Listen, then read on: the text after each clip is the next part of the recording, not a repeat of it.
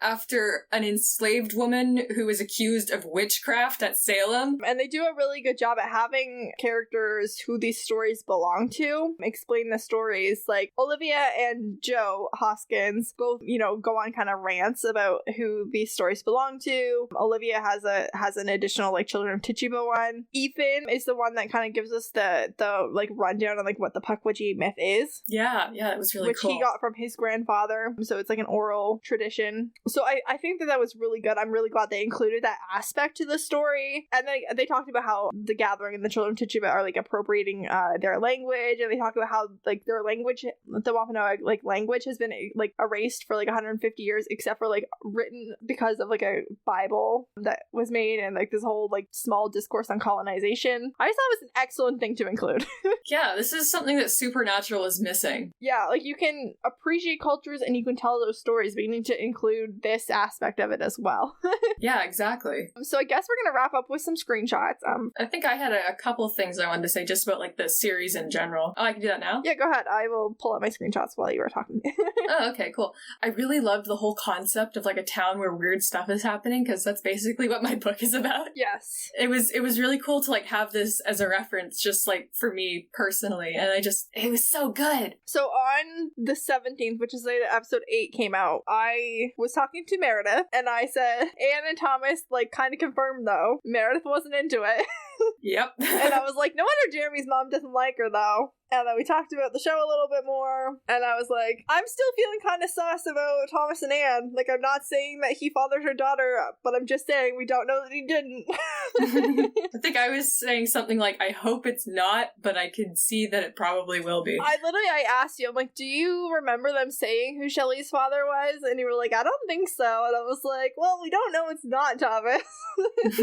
Like, at that point, I wasn't really clear that they were separated at that point. So I was just like, dude, don't cheat on your wife. That's gross. I don't care if it's plot relevant. And I was like, well, in episode 7 the week before, I'm like, she called him my Thomas. Yeah. The way that she was talking about Jeremy's nightmares and stuff, I'm like, that felt sus. Yeah. There was lots of internal groaning from me. But on that same day, I tweeted, so we all agree now that Thomas and Anne were in a relationship of some sort, right? On the 20th, which was between episodes 8 and 9, Francis and I were talking, and I was like, so, Thomas and Anne, and Francis was like, 100%, no doubt about it. And I was like, I will be shocked if the Bradshaws weren't mid-divorce when Thomas went missing. Well, turned out to be true. Yeah. And then Francis was like, well, like, why wouldn't she want them to keep investigating? And then we talked a little bit more about Freetown Forest and stuff. I think most of ours were just screaming back and forth about being angry at Jeremy. Probably. Okay, so the last episode came out on October 1st, and on September 30th, I texted Julia, and I said, okay, so it's recorded somewhere. Here's my theory. The last thing that's gonna happen is Thomas coming from somewhere, still the same age he was 40 years ago. Jeremy says, Dad, boom, roll credits. Possibly he emerges during another intense cult ritual moment.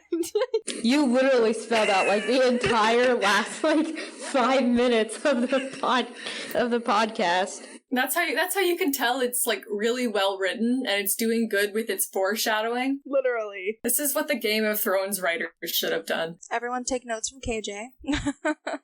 Yeah, basically, I was like, bam, okay, predicted that, it's fine. Which is good. I mean, if 2 weeks in a row, I guessed Jeremy was, like, Thomas was Shelley's father reveal, and I guessed, like, that Thomas was gonna come back in the last few minutes of the show reveal, which is what happened.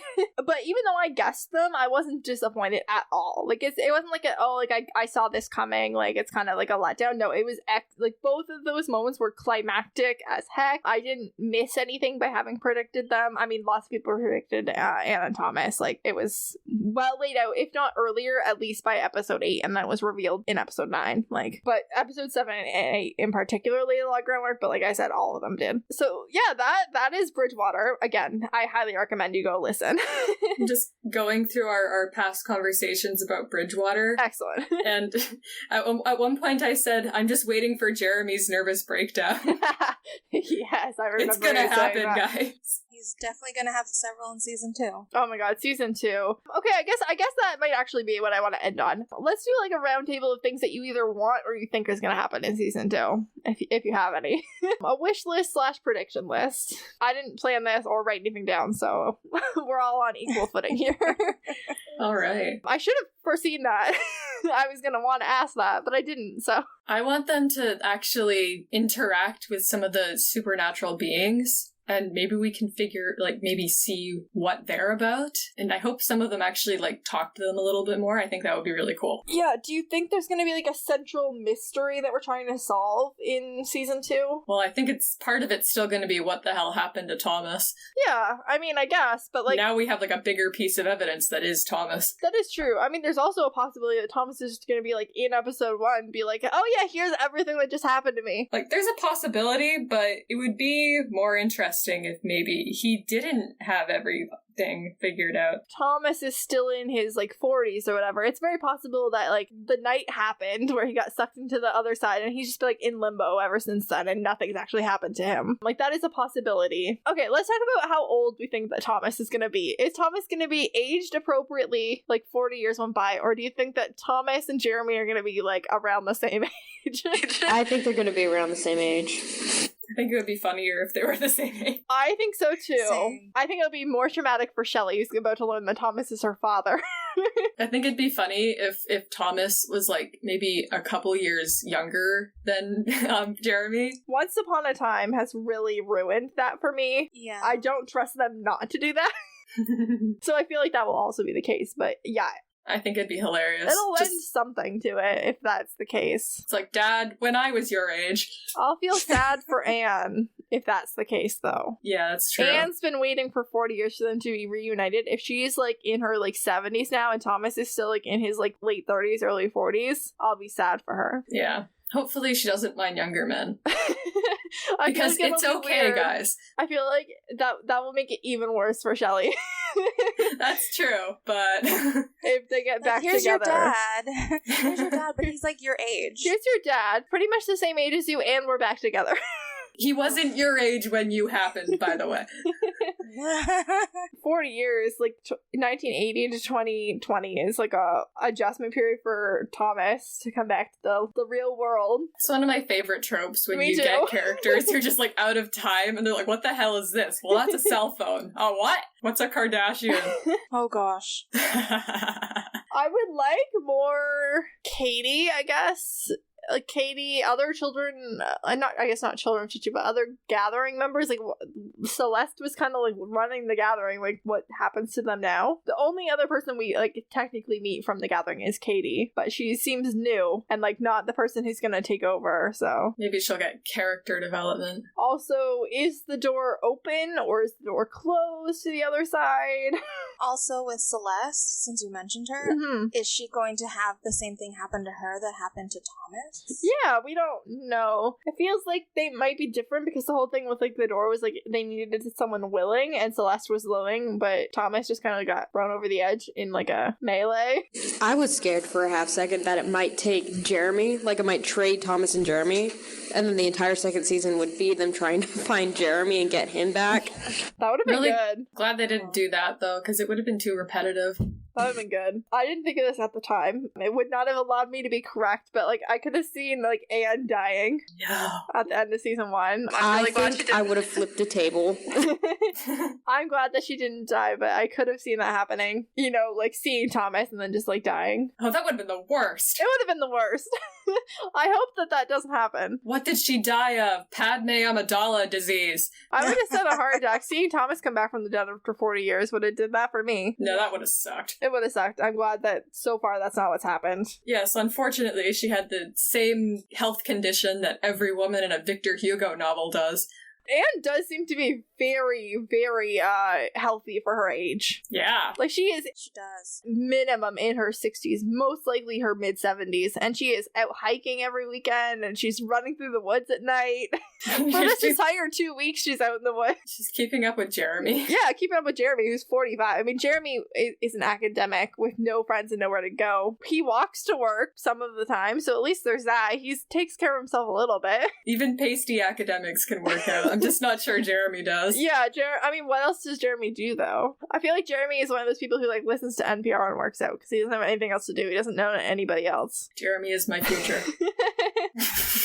But yeah, I'm really looking forward to the second season. I don't know what...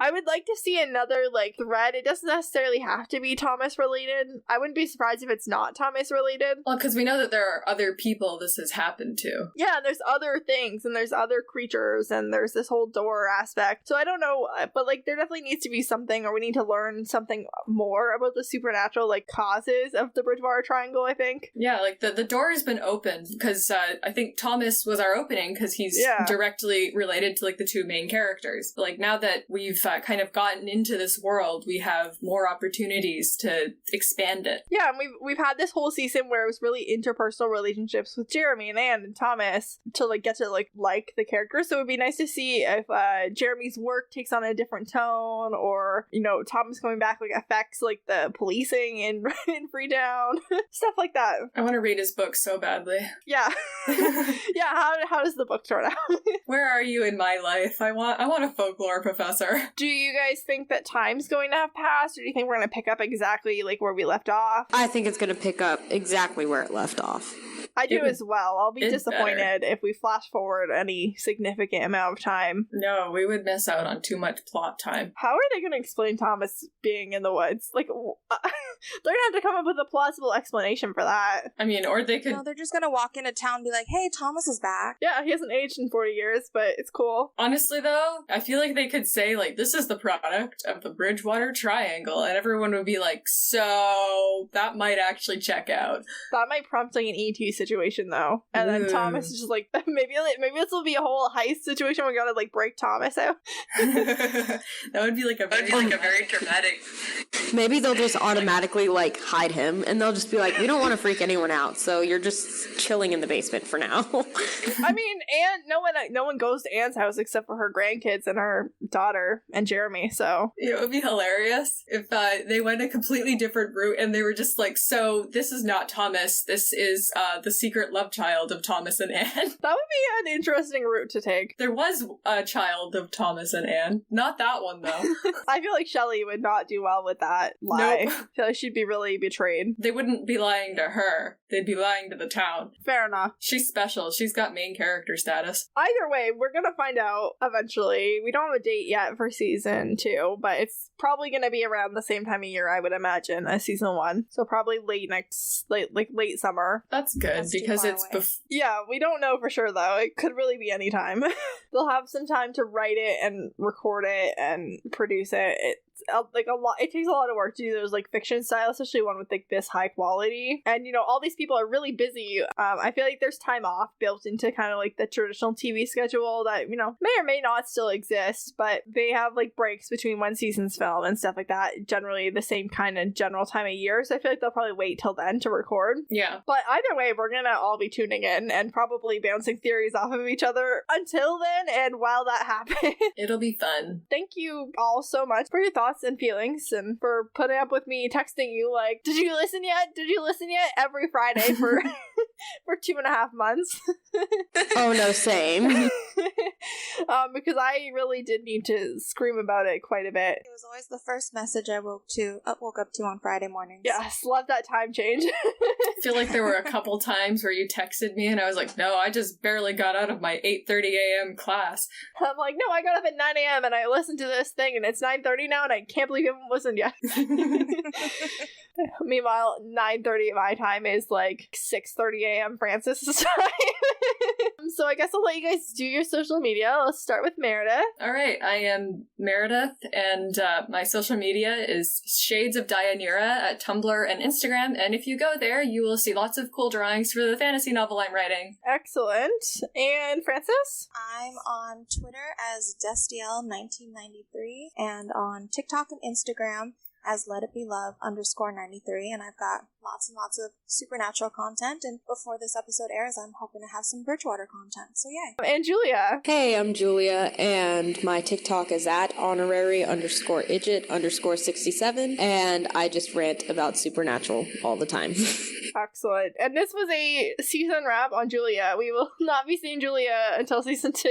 So thank you for all of the many times you've been a guest so far in season 1. Thank you for inviting me. It has been so much fun. And next week, we are going to get back to our recaps with season 1, episode 21, Salvation. And yeah, that's it. I've been KJ. You can find me on all social media platforms at Life Messes of KJ. Except for TikTok.